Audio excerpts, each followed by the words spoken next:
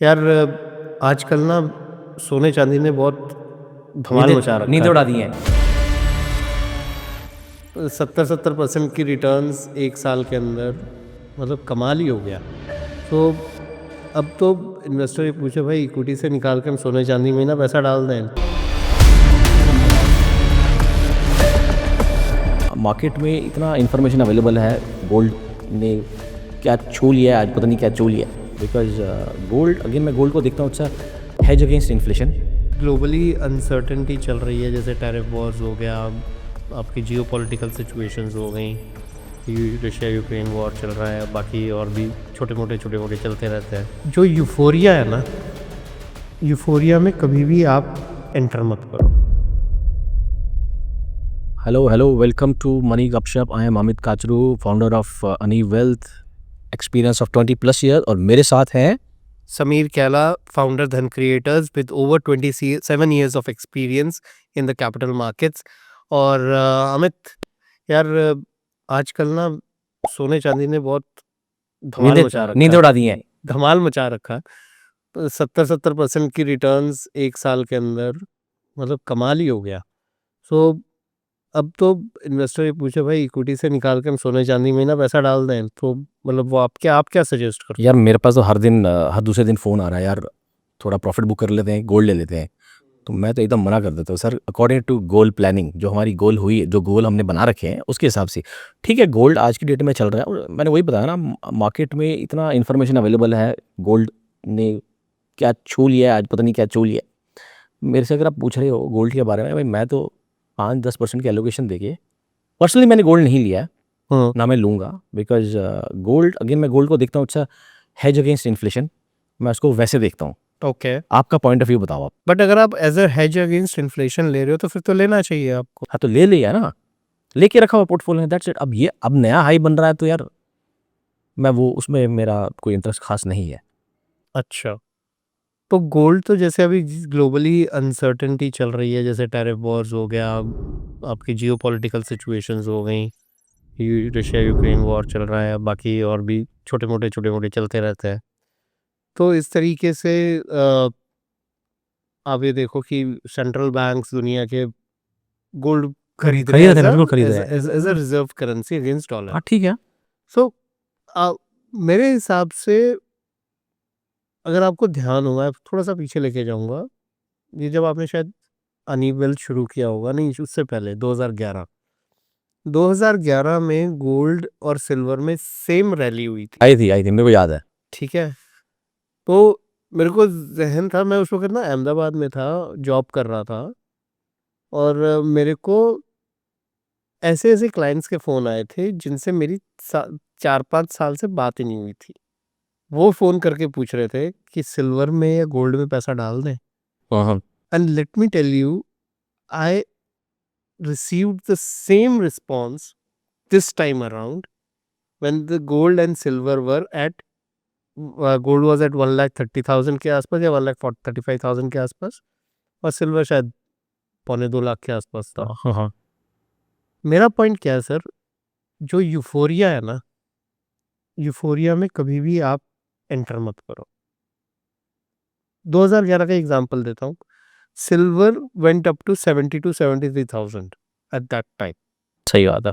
It came down to 37,000, almost 50% correction. ये तो मैं रुपी टर्म्स में बात कर रहा हूँ, अगर मैं डॉलर टर्म्स में बात करूँ, डॉलर टर्म्स में भी $50 तक गया था ऊपर। It came down to $22-23। So 50% का क्रैश आप कह रहे थे। 50% का क्रैश तब हुआ था। हमें लगता है ना कि story this time it's different, और वो यूफोरिया में ना जनरल पब्लिक वहां ट्रैप होती ट्रैप हो जाती है, रिटेल इन्वेस्टर स्पेशली। है, retail investor specially. So as you rightly said कि आपकी एसेट एलोकेशन के हिसाब से ही इन्वेस्टमेंट होनी चाहिए कि गोल्ड और सिल्वर में मेरे को कितना इन्वेस्ट करना है।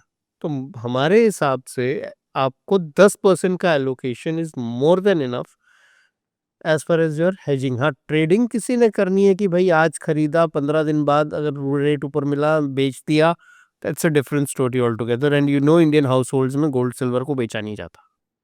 बिल्कुल ठीक। ठीक है, वो लॉन्ग टर्म इन्वेस्टमेंट के लिए रखा जाता है हमारे घरों में, जो भी हमारी ट्रेडिशन चल रही है, we respect that and we continue to do that, but वो पार्ट ऑफ आवर एलोकेशन है और वो विल मेंटेन दैट डिसिप्लिन। अब उसको कैसे मेंटेन करना है, कैसे आप उसको यूज कर सकते हो, उसके बारे में आप थोड़ा सा आई थिंक बताओ। जो अभी जो चीज़ें हमारे से क्लाइंट्स या इन्वेस्टर्स पूछते हैं कि कैसे इन्वेस्टमेंट करनी है, किसी को करनी है, अगर सपोज किसी के पास एलोकेशन नहीं है और वो कीन है कि मुझे चाहिए, तो मल्टी एसेट करके एक कैटेगरी है, आप वो दे सकते हैं जिसमें ऑलमोस्ट कुछ फंड्स में अराउंड 20% का एलोकेशन है, तो वो दे सकते हैं। या मैं personally I like physical gold में दी कॉइन्स और ब्रिक, क्योंकि वो आप रख सकते हो, बट अगेन उसकी एक अलग कैलकुलेशन है कि आप वो रखोगे लॉकर में, रखोगे लॉकर का भी खर्चा है, तो अगर वो भी ऐड ऑन करोगे, बट ठीक है, वो that's okay, we can do that maths. But gold अगर लेना है तो मेरे हिसाब से या तो कॉइन्स ले लिए या फिजिकल में आपने कॉइन्स और ब्रिक्स रख लिए आपने, तो मल्टी एसेट का एलोकेशन तो है ही है। आपकी क्या इसमें स्ट्रैटेजी है वो भी ले सकते हो, प्लस आप ईटीएफ्स के थ्रू भी आप हाँ, इन्वेस्ट ETF इज कर अ गुड सकते ऑप्शन, हो। Yes gold yes. ईटीएफ्स आपके एक्सचेंजेस में लिस्टेड हैं, गोल्ड इंडेक्स फंड्स हैं, आप डिजिटल उसमें चले जाओ ना, आपको फिजिकल का कोई दिक्कत रहेगा ही नहीं। As you rightly said, multi asset के थ्रू आप फंड्स के थ्रू ले एलोकेट सकते हैं हम कर लोग, दो, हाँ।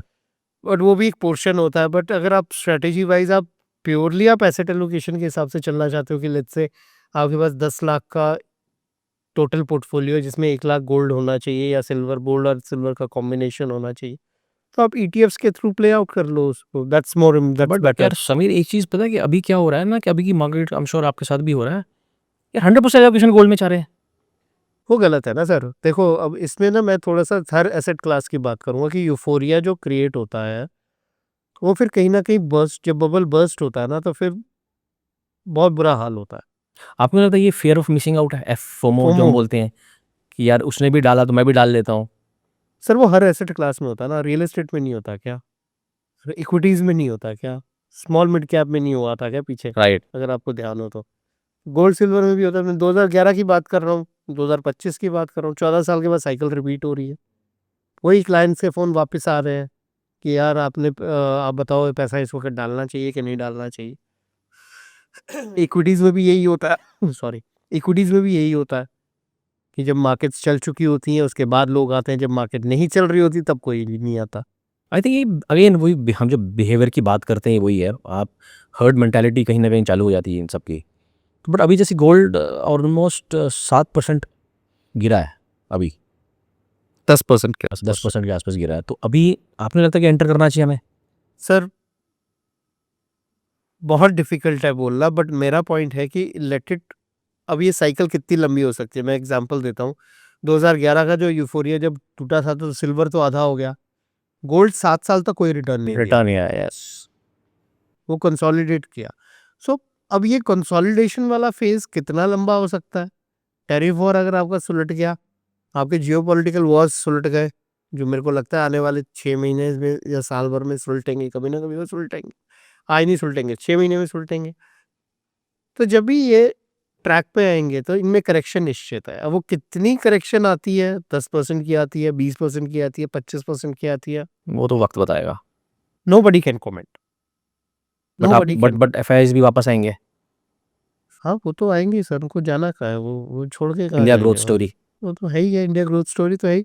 सो पॉइंट इज कि जो भी एसेट क्लास आप से नेगेट हो रहा है, मतलब जो अगर आपका ध्यान नहीं जा रहा जिस पे, चाहे वो इक्विटीज है या रियल एस्टेट कंसोलिडेशन पीरियड में चला गया, people are frustrated of real estate, stages आती हैं ना कि ये रियल एस्टेट भी रिलेशन ने भी कंसोलिडेशन मोड में 8-8 था, साल रिटर्न नहीं दिया। इक्विटीज ने कंसोलिडेशन मोड में आती हैं, गोल्ड सिल्वर भी कंसोलिडेशन मोड में आएंगे। जहाँ पे वो कंसोलिडेशन मोड में आ जाएंगे वहाँ मूव कर जाओ, पैसा बन जाएगा।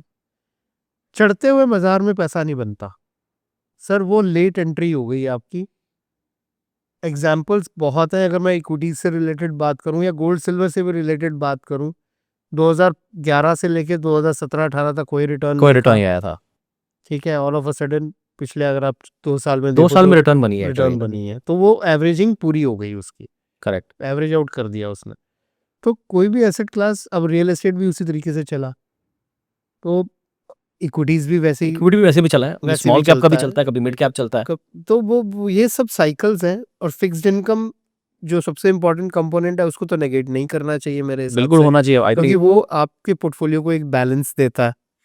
नहीं, जैसे हम एसेट एलोकेशन की बात करते हैं तो अगेन जो हमने डिस्कस किया है एसेट एलोकेशन जब हम बात करते हैं तो सब कुछ होना चाहिए उसमें, जैसे गोल्ड भी 10 से 12% 15% आपने रख दिया, फिक्स इनकम भी होना चाहिए। बट यहाँ पर एक सवाल लिखा आता है कि अभी जैसे सपोज अब शादी आने वाली, शादी का सीजन चालू हो गया है, तो अगर किसी को गोल्ड अभी खरीदना सर आज उसके पास तो कोई ऑप्शन ही नहीं है है, ना, वो तो उसको जो तो भी लेना पड़ेगा ना। वो तो फिर उसको एंड यूज के लिए, अब कल को अगर आपको घर खरीदना है, एंड यूज के लिए खरीदा, तो जो भी दाम पे आपको मिल रहा होगा आप खरीदोगे ना, वेट थोड़ी ना करोगे कि भाई नीचे आएगा तो फिर मैं लूंगा। Yeah. आपको लेना है तो लेना है।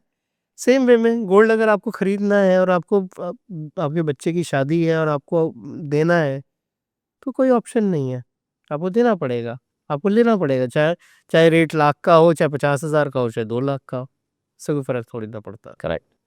ये हो जाएगा कि क्वांटिटी कम हो जाएगी, या मे बी 24 की जगह वो 22 या कैरेट 18, उसके हिसाब से वो होगा, आर्टिफिशियल ज्वेलरी पे चला जाएगा अगला इंसान। नहीं, बट अगर किसी ने प्लानिंग कर रखी है ऑलरेडी तो कितना बढ़िया है ना कि इसने प्लानिंग कर रखी है शुरू से कि सर मेरे को शादी के लिए प्लानिंग करनी है, 10 साल दे दिए हैं।